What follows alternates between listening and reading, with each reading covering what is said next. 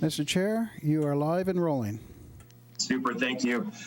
Good morning, everyone. Good morning, Morro Bay. My name is Steve Allen. I'm the current chair of the Tourism Business Improvement District. Today is Thursday, November 12th. It is 9:06 a.m. I am calling this meeting to order, a special meeting of the advisory board. Obviously, for purposes of the 2020, we're meeting via teleconference. This meeting is being recorded. I'd like to first establish a quorum. Looks like we have Joan, Terry, Amish, Chris, and Nancy is not with us, so we do have a quorum. Do we have any public comment for items on the agenda? At this time, there is nobody in the queue with their hand raised. Okay, thank you. So the first item on our agenda is the review of the August and September 2020 transient occupancy tax and year-over-year report. Scott, did you want to give an update on that? I'll let Megan go ahead. Sorry. Megan? Yeah. So let me see if I can share my screen real fast. We see you. There you go.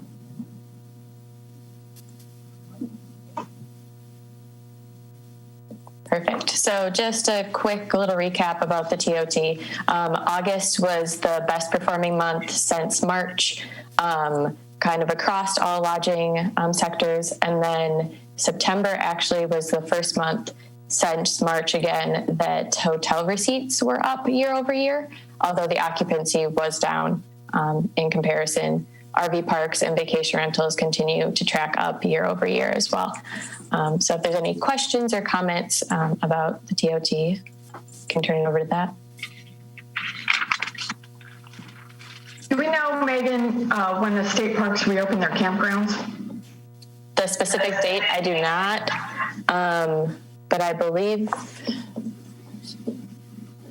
it was shortly after Labor Day weekend. Was it because, I mean, look at the gains in trailer park receipts. Yeah. I mean, that's flipping incredible. That's, you know, for September, that's unbelievable. I mean, it was huge. And vacation rentals too. Vacation rentals really had an outstanding revenue gain. Overall revenue gain spread out amongst all the vacation rentals. And I believe, and Scott, correct me if I'm wrong, some of the vacation rentals or Megan, some of the vacation rentals are not like the home shares. They're not home sharing right now because of COVID. I heard that we had like some that were not operating right now. So whoever is operating, they're killing it. That's what I've heard. We've heard that some people are booked all the way through next year in some cases. Yeah. Are most all the rooms back online in Morro Bay, or are some still being remodeled? I believe the end at Morro Bay, John probably knows better than I believe another section is still being updated. Is that right? Yeah. I don't know how many, but it's probably maybe less than a quarter of the total rooms. Is now the time to talk about the STAR report, or were you going to do that also, Megan? Yeah, right now would be perfect. I was just glancing at the STAR report, and whether or not we start advertising that we're open for business, which I know is the next topic on. I do notice that when you look at the STAR report, what jumps out at me is Pismo, and how their numbers have rebounded and exceeded dramatically. It tells me that the coast and the ocean is probably the big marketing tool. I would assume the reason Pismo is ahead of us, that we're both beach communities, is it seems like a majority of their hotels are on the ocean as opposed to ours. So if we decide that we're going to go back to advertising and drawing in tourists, that it seems like that the coast must be a draw. That's what jumps out at me on the STAR report, compared to when you look at a Tascadero or even Slow, still being down, that it hasn't, because it doesn't have, the beach, and probably has more business traveler, of course. But anybody else see the similar trend there? Absolutely. I think there's a delicate balance, though, of upsetting residents if we advertise too early, to bring in tourists. So that's the balancing act right now. Do we want to talk about this now, Scott, or should we approve this report? I would suggest that you move forward on this, and we can always refer back to this during the other discussion, unless you have other specific questions to this data.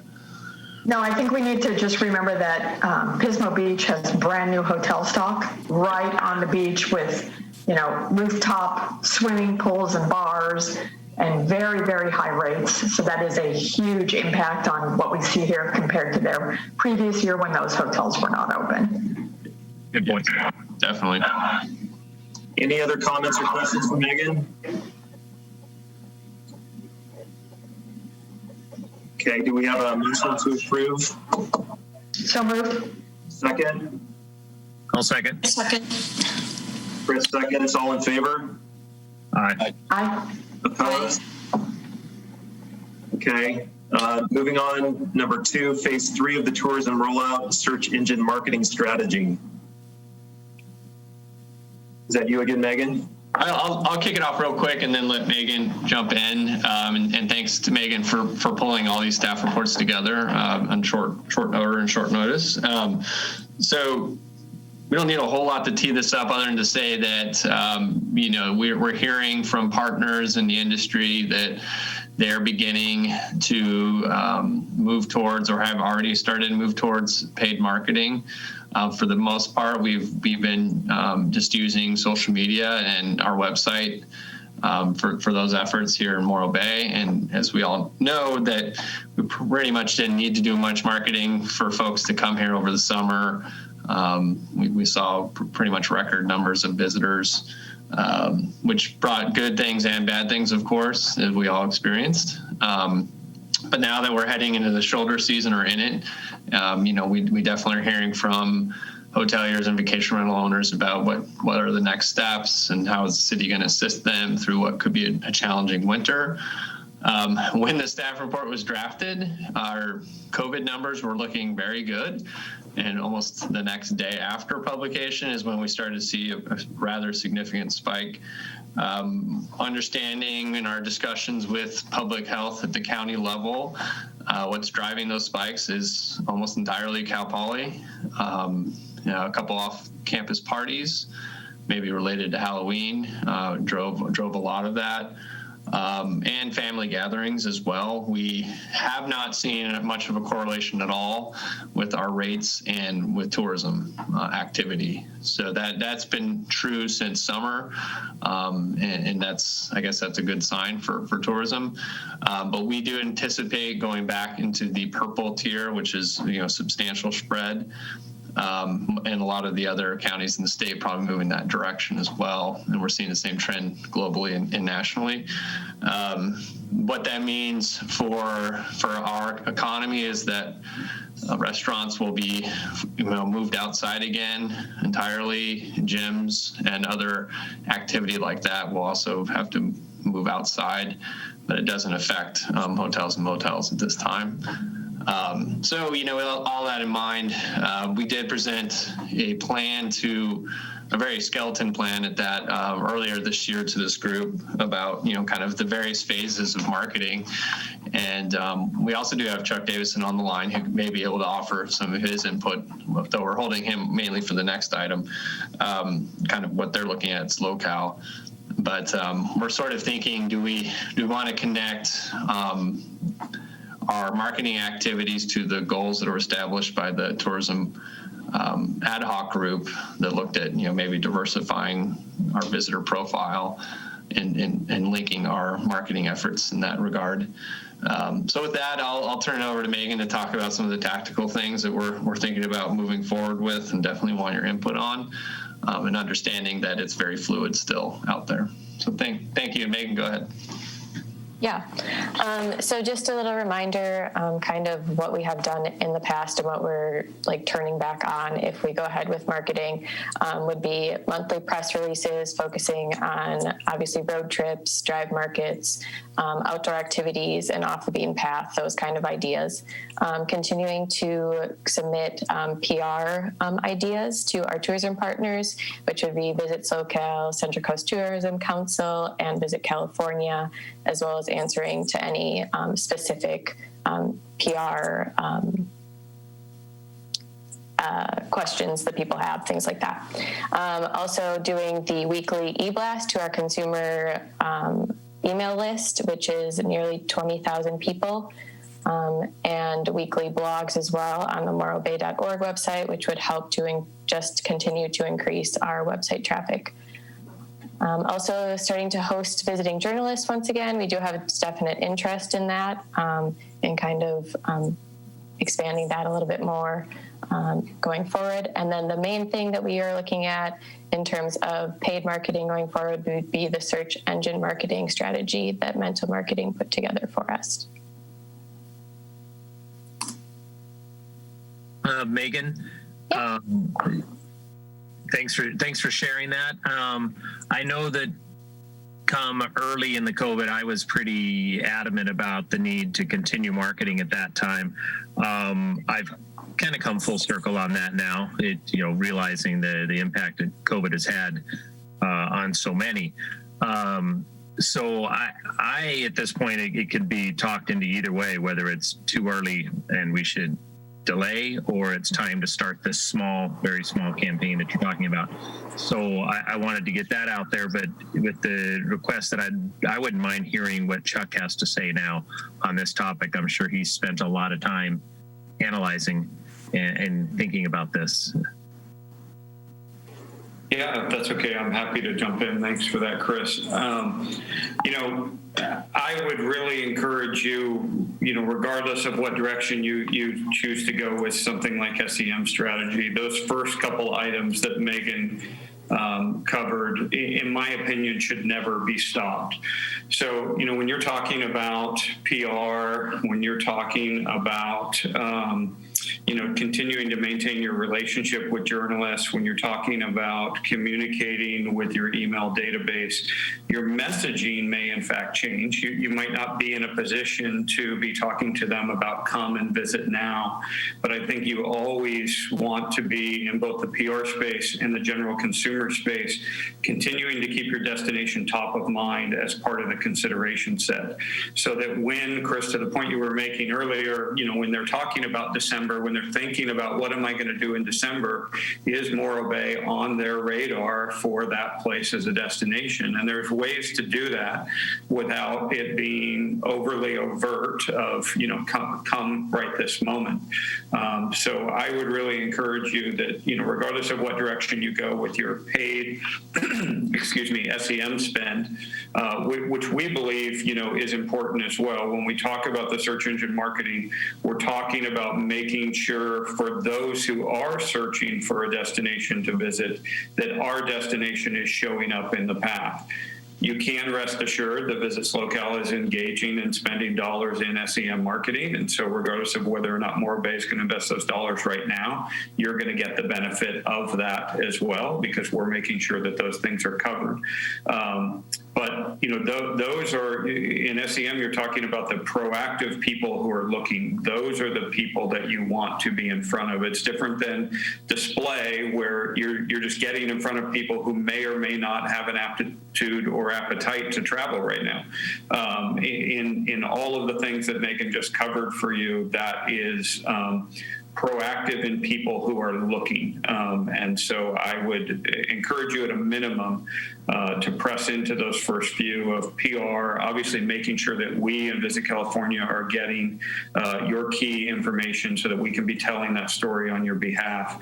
If you have journalists who are willing to travel, we have measures and protocol for that. If we can be helpful with, helping you create itineraries and map those individuals in a safe and consistent way, we're happy jump in and assist with that as well. But those things for me should honestly never stop, at least in today's world. There probably is a crisis in which you would need to pause those things for a period of time, but I don't think that's where we are today. Thank you, Chuck. Could we get a 20-second kind of summary as to where SLOCAL is and what the big strategy is going through the end of the year? Yeah, so we started leaning into the paid advertising campaign at the beginning of late September, but really early October. We last month spent about $135,000 in paid media that we are running, all to Joan's earlier point, all in the direct drive markets, right? This is LA, San Francisco basin. So we're spending our focused efforts there, but we are continuing to communicate with journalists. We're working hard in the PR space. Again, we're buying SEM. We continue to refine our SEO on our website to make sure that we're showing up and getting people to the places that they want to go. But we will really begin to tier up in the heavy paid campaign right after the first of the calendar year. There's this, we slow down a little bit in the last couple weeks of October and early November because we're competing with the election, and there's just no way to financially win in that space. Those people are spending a lot of money, so for us to show up gets much harder. So we go very targeted in social during that time. Now coming out of that, we're going to fight the retail holiday battle here for the next several weeks, and so that's hard to compete with as well. And so we'll continue to do heavy paid social, big organic, and some display where it makes sense. But really, our campaign will kind of triple down come the beginning of January when people start to think about travel. The research shows that really from kind of that first week in December through the Christmas holiday, people are not thinking about planning their big trips, right? They're thinking about all the things that go along with holiday. It's really once you cross the threshold of Christmas Day and people start to come into New Year's that they're now saying, okay, where am I going to go and what am I going to do? And how does this relate even to my New Year's resolutions? And so that's the time where we turn travel advertising back on in a heavy fashion as people think about it. Sorry, Steve, a little more than 20 seconds. We appreciate it. Scott, what's the city's take on, the vision of welcoming tourists as opposed to being hospitable when they're here? And that's the second part of the thought is my other concern with we spending money to bring tourists in. I want a good product when they get here. If they show up and it's December and it's 40 degrees and they have to eat outside, that's not a good product, and may not turn into a repeat visitor. So I'm giving my 10 cents, and I want to hear what Scott's is from a city standpoint. Yeah, I mean, I guess it depends on who you talk to, if we should be having tourists come here at all. Our small business community certainly survived this summer because of it, because of the numbers that we saw. Our community members are obviously on more the vulnerable side of the population segment, so there's concern about that, but we did not see spikes in Morro Bay.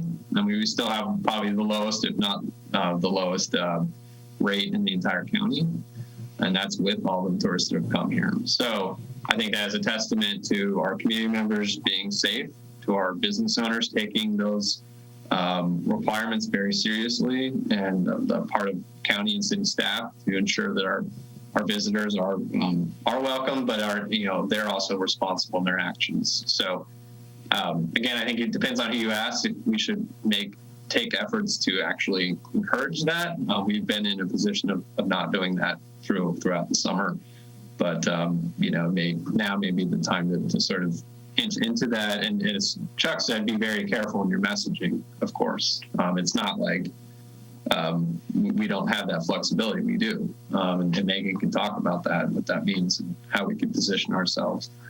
With regard to the product, that's a great question. Myself and Erica Crawford, the Chamber CEO, are hosting discussions with various sectors of our economy. And I think we'll be talking with the hotel and Bayar folks today. We talked to restaurant folks a couple days ago. We'll be reaching out to retail as well to understand what their needs are going to be, what their concerns are heading into the winter. Primarily that question about outdoor dining and how do you make that an elegant experience regardless of the atmosphere or what's going on. We don't necessarily have the answers, but we have a lot of smart people who are seeking survival, and so they're very incentivized to do that, and we are too, and we want to help them, of course, while following all the guidelines established by the state and county. So it's unclear exactly what that will look like, but I'm confident that we'll find a way to make it work. It's hard to predict what the weather is going to be like. It seems like it might be another dry winter, but I'm not a meteorologist. I don't pretend to be one, so I don't know. Hope that answers your question, Chris. And as far as the product, I mean, that's definitely something we're going to be looking into. Our tax measure was successful this election, almost 60% to 40%, which we feel is a vote of confidence in our business community and in the city as well. And so we will be looking to have discussions about targeted investments and core priorities. And our communities told us our core priorities are public safety and having clean and welcoming public spaces. And that relates directly to the tourism experience. So we'll be looking at how we can enhance, at minimum maintain, but also enhance how that looks. So we'll be talking to you all about how we can accomplish that as well in the coming weeks and months. Great. Thank you, Scott. It's hard to believe that most of us, it's been nearly a year since we've seen each other in person, but obviously the bid dollars have been accumulating, but we haven't reviewed the budget and kind of financially where we're at in 2 or 3 months. And potentially we're going to have formational expenses as we transition next year. Where are we at, Scott or Megan, financially in terms of money to spend? And yeah, we are well behind our average typical spend for the year compared to previous years. I think we've probably allocated about 130 or 40,000 or spent that amount this year. That doesn't include the $40,000 we're going to invest in the Civitas contract to help with the transition. And there may be some other ancillary costs, potentially recruiting for an executive director. So there may be some add-ons, but we definitely have plenty of room in the budget to resume paid marketing. It's not going to be an issue. And we can provide more of we probably just send you all the budget where we're at. We didn't have time to pull all that together for this meeting, but we are well behind where we typically spend. As Megan showed in the TOT reports, we're starting to catch up and eclipse previous year's TOT generation, which should translate into TBID funds starting to catch up as well. So we'll do a little bit more of an analysis to let you know, but we're fine as far as moving into paid marketing and still having plenty of cushion to cover the transition costs. So I love the question about the budget because we really haven't seen what's going on in terms of line items of what we've spent.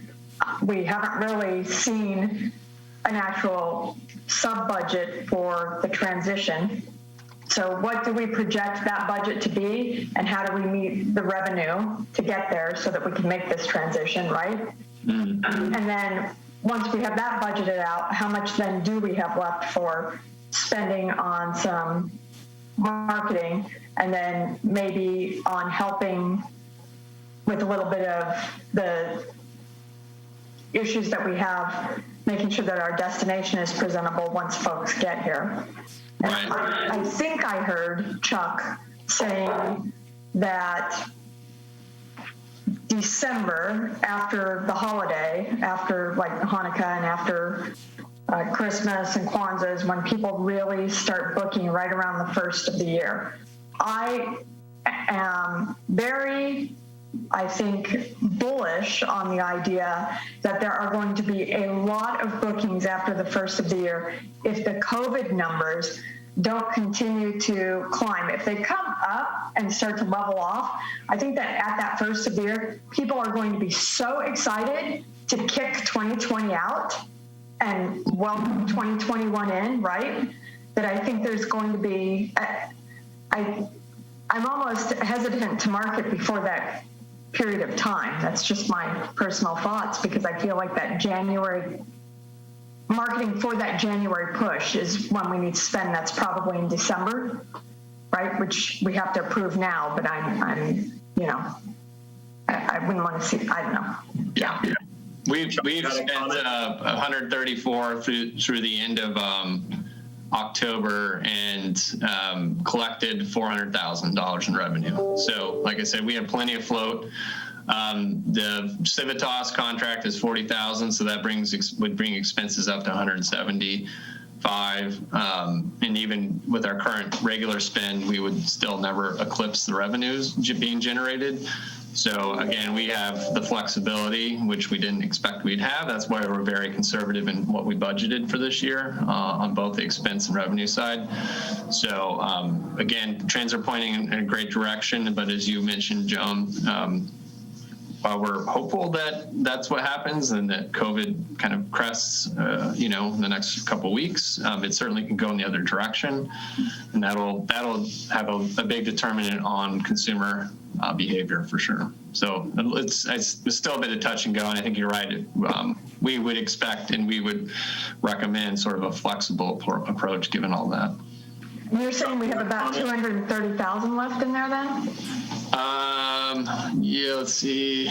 I would say it's approaching that amount. Yeah, and what we are recommending is about a $5,000 a month spend on the SEM, and then Chuck's item. The next item is, I think it's another $5,000. So again, we would be on a pace to not eclipse and to have plenty of cushion that we could hold back as accumulations for the transition. When the transition is complete, to be able to onboard somebody, to recruit on board, and have money in the bank to launch wherever we are in July of next year, hopefully in a really good position. What would you estimate for the CEO's search? 10,000? Looking at what we have, because we have to recruit for a finance director and a public works director, and doing a little bit of review. I think these correlate to more of a private sector CEO level. It's probably in the $20,000 to $30,000 range, but Chuck, is that about right? Or do you think maybe usually 20% of salary, but you can negotiate that, down. If you were to use search-wide, we could probably get it at 17.5 is my guess. Yeah. So, Steve, if I could, just a couple of quick comments. I think, to Joan's point, when you look into that January, that's where I think that PR piece is really important, right? If you're not going to start doing that work now, those stories trail, right? So you got to be talking to those reporters now to get those stories written so that they come out in January, February. They don't write it today and it runs tomorrow. It doesn't work that way. So that's going to be really important. I think the other thing, Chris, to your point about, these travelers coming, what does that experience look like? We got to remember the perspective that they're coming from. So when we're talking about these visitors who are coming from LA and San Francisco, where their communities are still fairly, locked down and they're not out and about, our open space, even at 40 degrees, and hopefully we don't have a lot of 40-degree days, but, even with that, is different and better than where they are coming from. And so we have to keep in mind what they're living in versus what we're living in and why that's important. And then the last point I would make is this is still undecided, but the governor is currently pressing back on opening ski in the state of California, right? And so there is no path right now for the ski industry to open as of yet.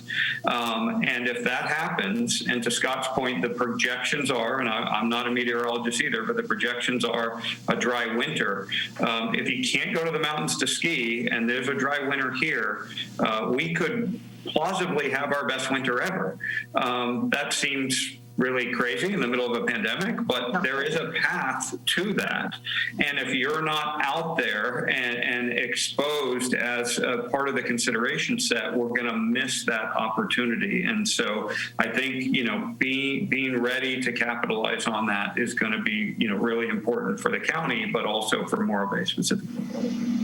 Megan and Scott, you probably have numbers there that it appears to me that these budgets that we're talking of for monthly budget for December is really all we're looking at this point. Probably is December is probably what, a third or less than in the past. It seems like this is extremely minimal.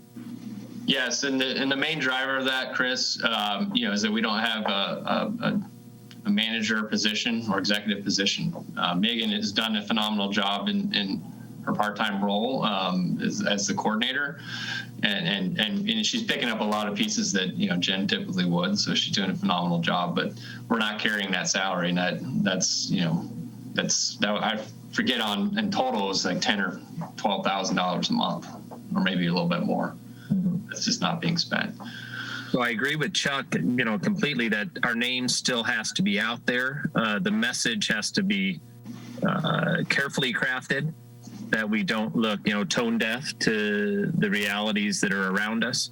But that amount of advertising definitely makes sense in light of the message that Chuck's sharing with us. That's my take on it. Terry, do you have any input from the vacation rental standpoint?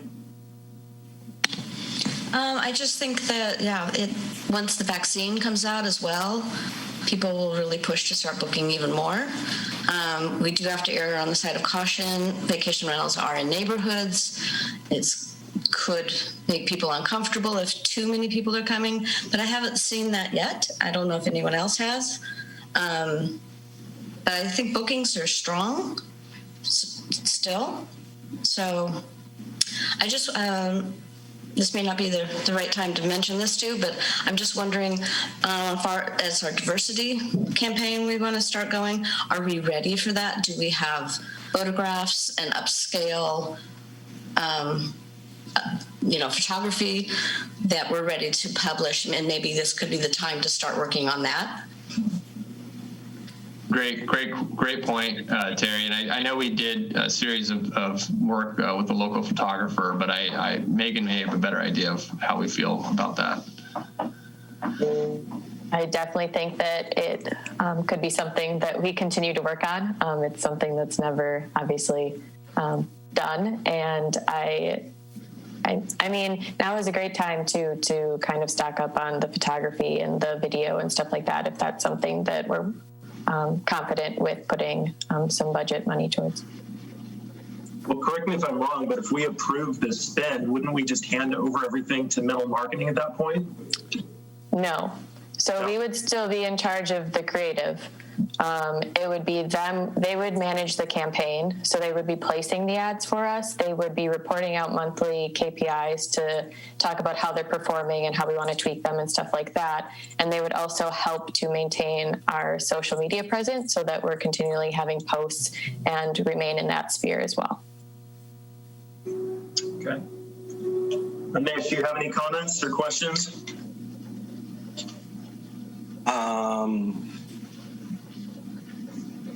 I had a thought, it totally went over my head, but I do think it would be beneficial to have a small push at this time,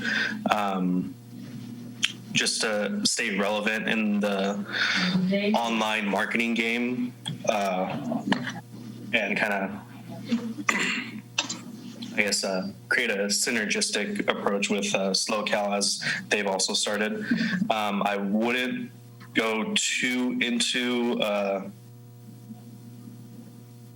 deep into it, but I know that we have the toolkits that were created that say we are open and safe. I don't know if we'd be able to use those, or something that has just a simple eat, play, stay kind of directive, without getting too into saying, hey, come visit, come now kind of message.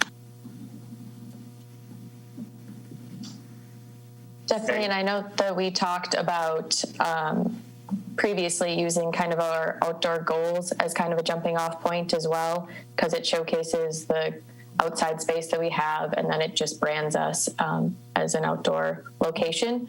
I did want to point out too that with the strategy, we were trying to focus on diversifying the visitor. So it would be directed towards more affluent clientele and stuff like that. And I didn't know if you guys had thoughts on that, or if that changes kind of how you felt in terms of it would be not just encouraging people to come here, but it would be trying to target a specific visitor that we may not be targeting currently. I know in January it's going to be restaurant month. Is that correct, Chuck and Megan? Yes, that's correct. Would there be any way to kind of play off of that? Because I know one of the biggest questions that has been made during this whole pandemic is, are restaurants open? And it seems to be a big factor for people in booking their trips, because while they need a place to stay, they also want to go out and be able to eat, whether it be indoors or outdoors as well, but have food options available. So I think kind of playing off a restaurant month and incorporating that into some marketing would be beneficial. Okay. Well, it looks like the recommendation is a $6,000 or $7,000 a month SEM strategy budget. Is there anyone who doesn't agree with that? Is that the total? Megan, first of all, Megan, did you finish your presentation to us? And if not, would you take it all the way through to the end? Because I feel like we chopped you off at the knees right at your first slide somehow. So I would love to see the rest of your presentation so we can have the full scope of what we're doing here. Okay, absolutely. It was just kind of walking you through the strategy from Mental. So the different aspects of it. Let me see here. So we would do the Google AdWords, and I believe our previous spend for that was around the $1,600 mark pre-pandemic. Now they're looking to bump it up to $2,000 a month.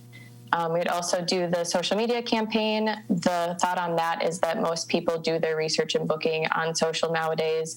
Not as many people. I mean, obviously search engines are still a main focus, but a lot more people are using social media to plan their trips and stuff like that. So we would focus on diversifying the tourists that we are targeting, and also focusing on drive markets north and south. And then in addition to that, we would target lookalikes to those profiles that we are looking at, ones that kind of search in similar realms of the internet, and then also retargeting ads. So anyone who would click on our Google AdWords ad or would visit our website, we would retarget them with another ad. And then that pretty much sums up the rest of my presentation in terms of Mental then would be responsible for maintaining the campaign, watching the KPIs, reporting back, and helping to upkeep our social media. How are they tracking those KPIs? Yeah, so it would be through Facebook pixels mostly, and also through click-through rates, cost per click, that kind of thing. Mm-hmm. Okay. Megan, you had mentioned before about focus towards the affluent traveler. Mm-hmm. I know our focus is hotels and getting the travelers here through Airbnbs and that, but the benefit I see in the affluent travelers, that fear of Morro Bay being branded as the bargain destination, and there seemed to be I don't know if there was ever a push to that, but there was an overall kind of belief structure in that. So I think that is important because those customers aren't just staying in a higher priced hotel. They're the ones that are going to go to the finer dining and may shop at the galleries and may pick up some artwork when they're here.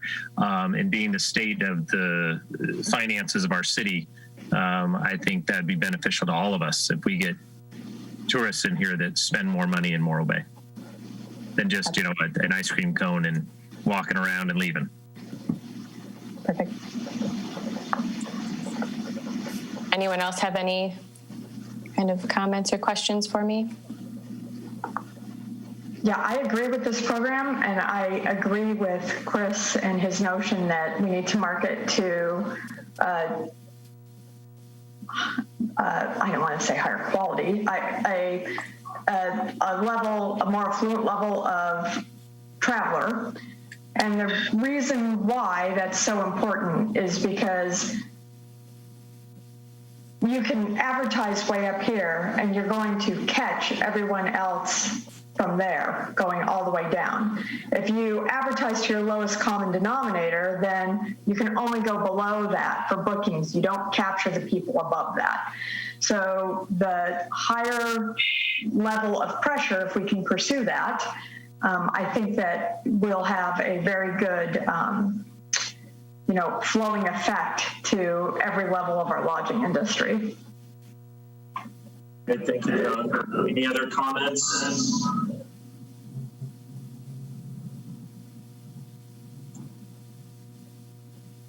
Well, I believe what we're looking for is approval for the recommendation. Correct. So are you looking for a motion, Stephen? Well, I think do we need a motion, Scott? I think it'd be helpful. Okay, does anybody want to make a motion? Sure, I'll move that we approve the plan as presented. Have a second? I'll second. Okay, if there's no further discussion, Terry seconds. All in favor? Aye. Aye. Aye. Fish? Good? It's great, thank you. Opposed? Okay, it's unanimous. We approve the recommendation. Let's start marketing. Next on the agenda, Spartan Race Co-op sponsorship. Chuck, you want to speak to that a little bit? Well, Steve, we'll Megan will tee it up, and then we'll go to Mr. Davison. Sorry about that. Go ahead, Megan. Yeah, so Visit SoCal is looking to bring a national Spartan race to the county next April, and they're looking for local partners, and they asked if Morro Bay would be one of them. We have obviously a pretty close location to Santa Maria, which is where it would be, or Santa Margarita, sorry, which is where it would be located, and they are looking for $5,000 towards becoming a local partner, which we would obviously get some exposure and marketing from as well. So if Chuck wants to talk a little bit to what it means for our county to bring the race here. Yeah, Megan, can I go ahead and share this deck? Yeah, absolutely. Great. I'm going to go to screen share. See if I can do this without messing it up. Otherwise, I have it up too. So. Oh, do you? If you have it, you want to just, because then I can still see. Yeah, absolutely. I can still see everybody if we do it that way.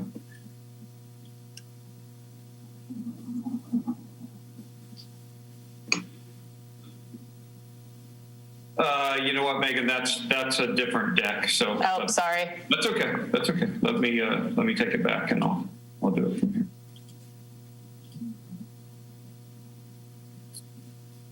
Can you guys see that deck? Yes. Yes. Here. All right, so I want to start by saying this is a race that was originally going to take place this past spring. It was a race that we worked on. It actually was scheduled for the middle of March. It was the very first event in San Luis Obispo County to be canceled because of COVID, based on the health department. So I want to start by saying that this is us rescheduling, but also tearing the event up.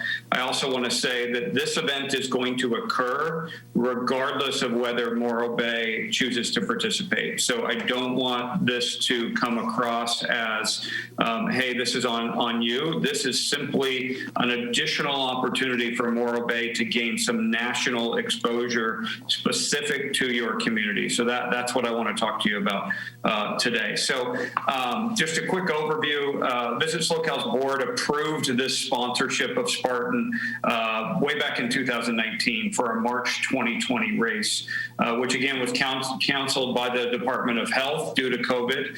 Prior to that cancellation, more than 5,000 participants had registered for this race, of which more than 60% were from 250 miles or farther. And again, this race is at Santa Margarita Ranch. One of the things we love about that is there is no lodging at Santa Margarita Ranch, which means all of these people need to stay somewhere else. Also, they do not allow, there are some outdoor events like this. If you're not familiar with Spartan, there's some of these events that they allow camping camping. They do not allow that at the Spartan facility. So these people all have to stay in hotels, mostly vacation rentals as well. And if you know anything about Spartan, running these endurance mud races, at the end of the day, these people want two things. They want a hot shower and they want something to drink. And so this is not an audience that, is traditionally a camping style audience. So that's important to note. The other big item here is any event occurrence in 2021 is going to be at the allowance of the Department of Public Health, right? So we have a requirement as an organization, and we actually have a value in our strategic plan called Future Focused, delivering today with an innovative eye on tomorrow. It is our responsibility as the countywide DMO to make sure that we're advancing the industry and thinking about things into the future. So although this seems like, as we think about it today, hey, this isn't plausible, events haven't been approved, we're required to think big picture and long tail. And so you see that in our destination management strategy work, you see that in the air service development work that we're continuing to do right now, and you see that in our international visitation work. We have to be thinking into the future. Our sponsorship was deferred from what the board approved for March 2020 to this April 9th through 11th, 2021. So this is the weekend immediately following Easter, which is traditionally a fall-off period in our market. SlowCal, including Morro Bay, will be featured outside of this co-op that we are talking about in front of you. So again, we're going to proceed with this, whether you choose to participate in the co-op or not. And Morro Bay will be part of what we're talking about. Obviously, it won't be as prevalent as it would if Morro Bay was a co-op partner and featuring your product, specifically just yourself. So before you today is really an opportunity for Morro Bay and your lodging properties and local businesses to gain in this additional national exposure by attaching your brand of Morro Bay with the international brand of Spartan. So why would Morro Bay board support this? Well, here's the kind of demographic of this visitor, right? 35 average age. Most of these racers are married. $134,000 average income. So this is right in line with where you want to go, coming out of kind of this move away from Morro Bay as a discount or value-oriented community. This is a high average spend customer. Again, young and families, which is building a base for you into the future on these visitors who you want to return to your destination. And again, the majority of these people in the last case, 60% of them were coming from 250 miles or further.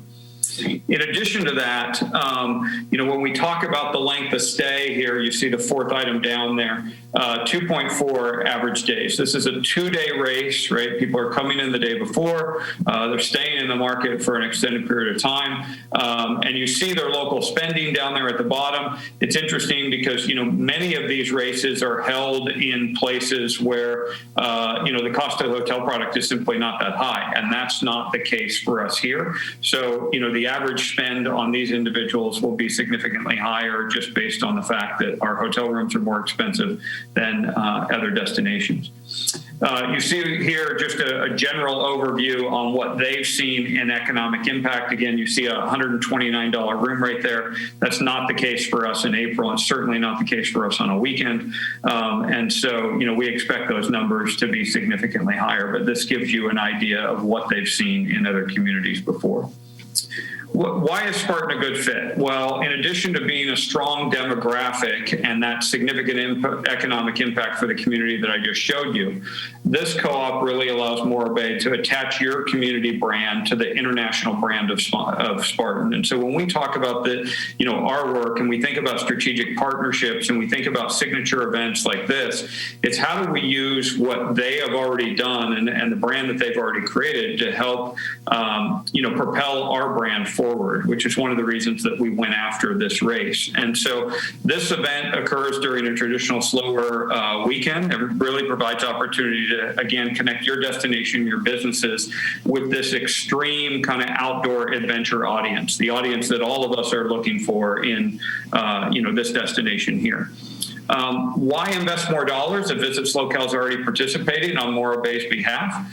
Well, while Morro Bay does again see a benefit from the work that we're going to do, this gives you an opportunity to talk specifically about your destination in the way that you want to frame it up. And we'll talk about that, those opportunities in a minute. But it also allows you to create, going back to that last conversation we had about marketing, this allows you to create a one-to-one relationship with that outdoor adventure audience. As you're pushing out social media and email campaigns that come with this co-op, when those people are responding back, you are getting the relationship with them, right? So you'll have their email address, you will have their social media profile in your social media accounts, and the ability to communicate with them one-to-one going into the future versus, the at-large sponsorship where we hold all of that information and do the communication on your behalf.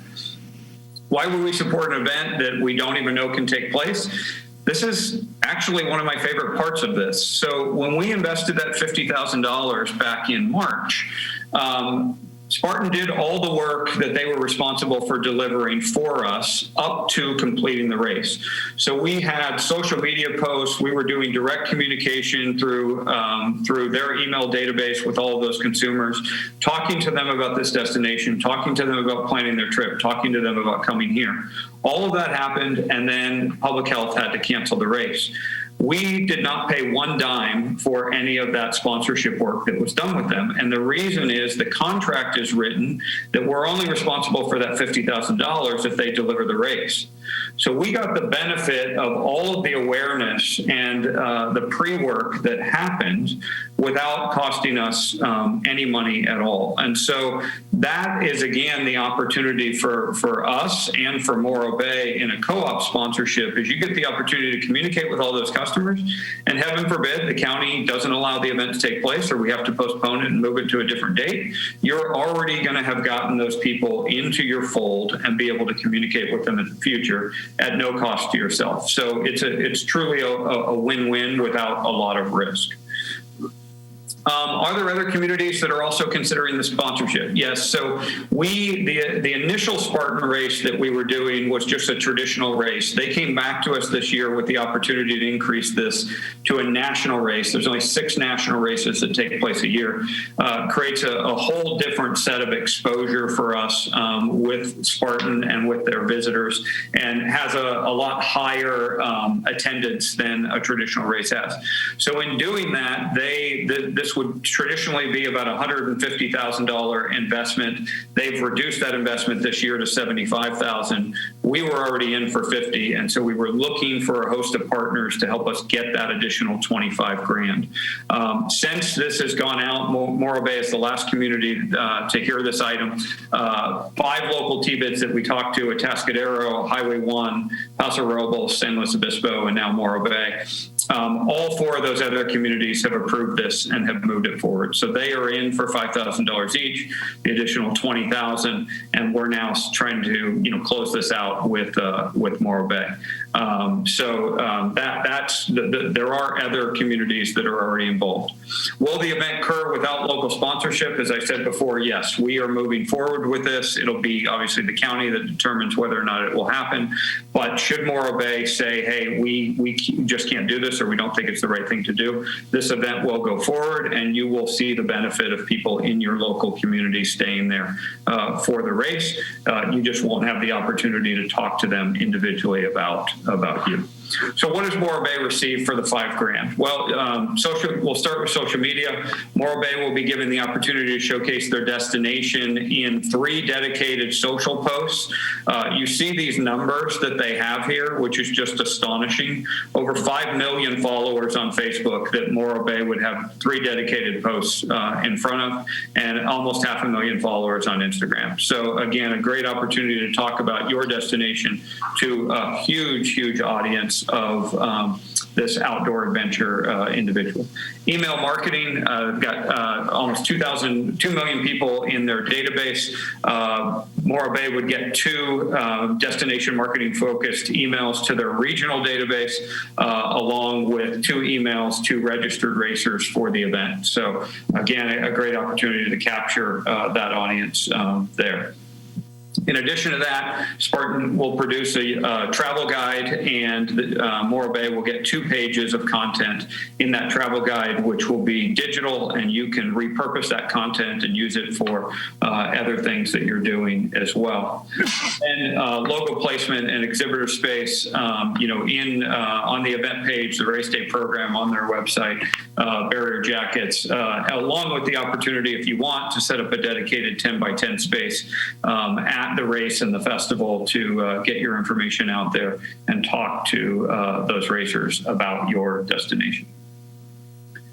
So takeaways here, individual and specific content promoting Morro Bay to millions of high-valued, college-educated outdoor adventure travelers, ability to develop your own one-to-one relationship with that Spartan consumer that you can continue to activate in the future and bring them back to your destination, ability to attach the Morro Bay brand to a trusted and really valued international brand like Spartan.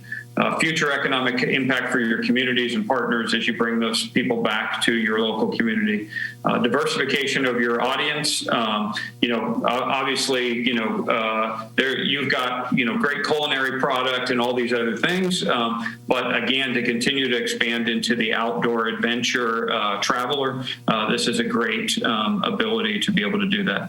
And then minimal risk with significant upside. Again, if the race doesn't happen, you're not on the hook for that $5,000, but you're going to have already gotten the majority of the benefit from it as you're looking to develop that relationship with them. So with that said, I will stop sharing my screen and happy to answer any questions that you might have. So before we take questions, let me just add that, without saying 2020 has been an extremely challenging year for the hotel industry. I think especially for our little TBID, without having an executive director.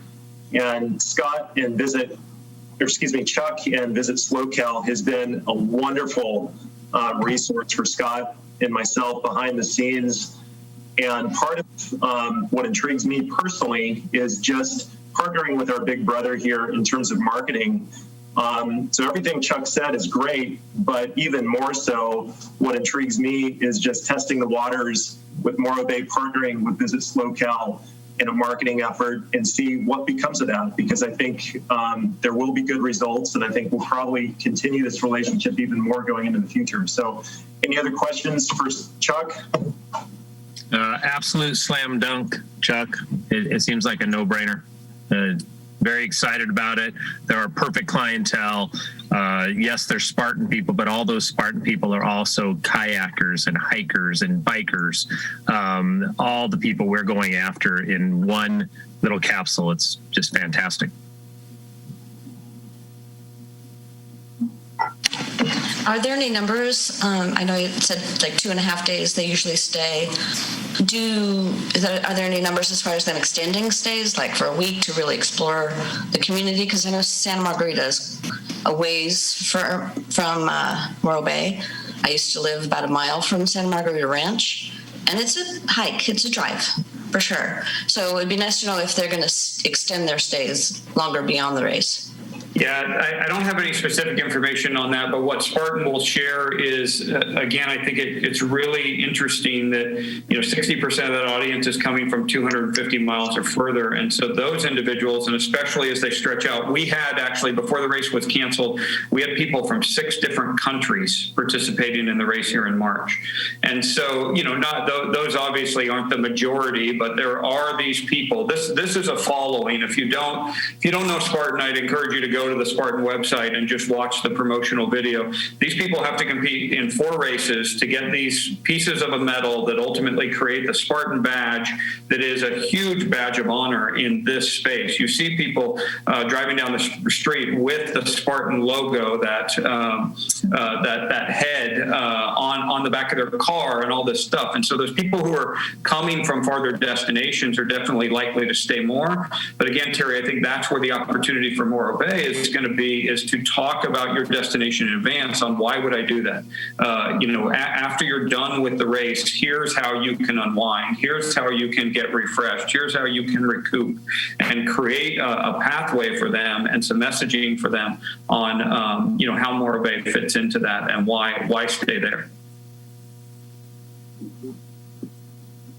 Any other questions, Joan? Yeah, I wanted to say that I'm for this plan. I do have a couple of questions. I believe, and I might be mistaken, that that's the weekend of the Kite Festival, if the Kite Festival is going to occur. And that's a topic I'd like to see us have a future agenda item about 2021 events, but that's separate. But I'm okay with that. Morro Bay Kite Festival is a very large local event. It does tend to sell our hotels out. But I think having this event will also put greater pressure on occupancy and rate for people. And I think that's good. So I think it's $5,000 well used. I would like to say to the Spartan folks, Chuck, if you can encourage this at all, and probably they have a lot more photographs than what we've seen here, but they're photographs that have shown for the race, or that I've seen looking at mostly what they have. It's like all men. And I actually have 2 girlfriends that do these Spartan races. I'd like to see us try and, women make, what is it? Like 70% of the travel plans, right? Even when it comes to something like this. And everyone likes to see themselves in a healthy way, right? But it would be great to see like some women on their advertising, or just a little more, I guess, diversity. That's all I have to say. But that's a thing. I'll definitely share that feedback. One of the things that I didn't share that we're going to get with this is they will bring both a film and a video crew into the market for the 2.5 days of the race. And we get all of that content, which, we'll share with all of you. And so we'll make sure, I made that note, Joan, but we'll make sure it is about 40% of their audience. So yeah, it should at a minimum make up 40% of their pictorial and video advertising. And so we'll make sure that we're tackling that in the information that we're getting, so that we have that to share in the future as well. Yeah, the only women I saw in today's presentation were the 3 women standing next to men at the top of the podiums, and I couldn't tell whether they were trophy models or whether, what was going on there. So, yeah. I know a lot of the Spartan racers too, and they're pretty resourceful. In years past, they've had large groups of 20 or 40 go every 15, 20 minutes. What they're doing now is releasing smaller groups every 5 minutes, say 3, 4, 5 racers at a time. So hopefully they can negotiate something that's agreeable with the county and move forward on this. The other thing they just shared with us this week, Steve, is that they are going to introduce rapid testing for their race. They're going to put that cost on the racer, on the consumer. But that is the way they hope to get around that as well, is from a county perspective at all their races, is to have that rapid testing in place. Great. Any other questions, comments for Chuck? I had one about the travel guide. Is that something that's going to be posted before the race, or is that something that's going to be given during? Because it said it was for the attendees. Yeah, it's both. They roll that out. It's my understanding they roll that out a couple weeks in advance for all those who have already signed up digitally. Traditionally, they also have hard copies of that. I would doubt that they would be doing that this year based on COVID. But then it also gets sent in a distribution link at the end of the race to everybody who was registered. Great. Any other questions, comments? You said that there was an opportunity for us to have a 10 by 10 booth out there. Has that been a big deal to any of these other 5 destinations? I mean, it's like, I don't know. Yeah. Yeah, there's a couple that are doing it. I think, if this was something you guys wanted to participate in, I think another conversation with the 5 communities and us would be worthwhile to maybe create, just in broad thinking, a 40-foot booth, and we staff it. We take turns staffing it. The challenge with these booths is nobody has the staff to sit up there for 2.5 days and do this. So if we all took a 4-hour shift, right, could we make it happen over the course of a weekend, or what would that look like? And create the branding for all the destinations individually, but collectively together. So I would propose that, if we were going to do something like that, that would be similar to the way we do IPW. That would be the way to do it, to get the biggest impact and not be a drain of personnel resources. I was hoping you would say that. Thank you. Any other questions, comments for Chuck? Okay, if seeing none, I think we're looking for a motion for TBID to become a destination partner with Visit SoCal through a $5,000 investment to bring a national Spartan race to San Luis Obispo County in 2021. Anybody want to make a motion? Sure, so moved. Just as stated. Just as stated, yep. I'll second. Second by Chris. All in favor? Aye. Aye. Aye. Terry, opposed? Okay, good. We look forward to the partnership, Chuck. Thank you. Thanks, guys. We'll be back in touch. And as always, if I can do anything for any of you, please continue to reach out. I appreciate all your help in the partnership. Thanks, Chuck. Appreciate you. Thank you, Chuck. Well, that's all we have on the agenda. If there's nothing else.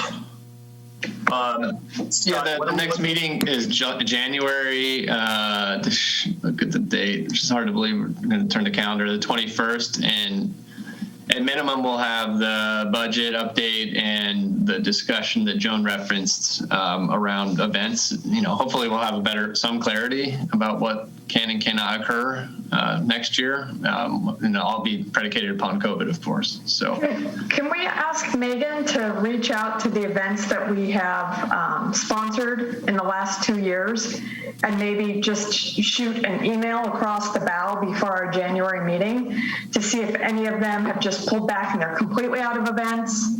So yeah, we can do that, and definitely for sure we can do that. And we know absolutely that the Bird Festival is not happening this year. Right. They made that decision several months ago, which is a bummer. But Based upon what Chuck was saying, it appears that Megan may need to put together an advertising program that would kick off in late December, early January, and maybe some special meeting, or if it can just be done via email, I'm not sure, but so that we are prepared and we can always pull the plug on it. Don't commit us to anything, but it seems like we would want to hit the ground running real hard late December, early January. If we wait the 21st, those ads aren't going to make it into February, and I think we're missing the rush. yeah, we are fully capable of doing that without the TBID meeting. But if you all want to have a review of that prior to, we can see if we can schedule one. But you've given us all the authority we need to go take this and run with it. So it's kind of up to you guys if you want to have another check. So much of this is fluid too, Chris. If something changes, whether we're busy, slow, we can always communicate via email and then schedule another special meeting. Absolutely. I don't necessarily think we need a special meeting. I just wanted to make sure we weren't waiting to visit advertising until January. No, you're absolutely right. We have enough discretion and authority to run with it. And as Steve said, if conditions get way worse, we may have to have a special just to sort of catch up where we're at. But we're prepared to launch kind of along those timelines that were discussed earlier today. Perfect. Okay, well, thank you, everybody. Hopefully we'll see each other, but if we don't, have a good holiday season. And it is now 10:13 and meeting adjourned. Thanks, Happy holidays. Thank Steve and you. Joan. See you at 11. Okay. Yeah, thank you. right. Thank you. Okay. Yeah. Bye-bye. Bye-bye.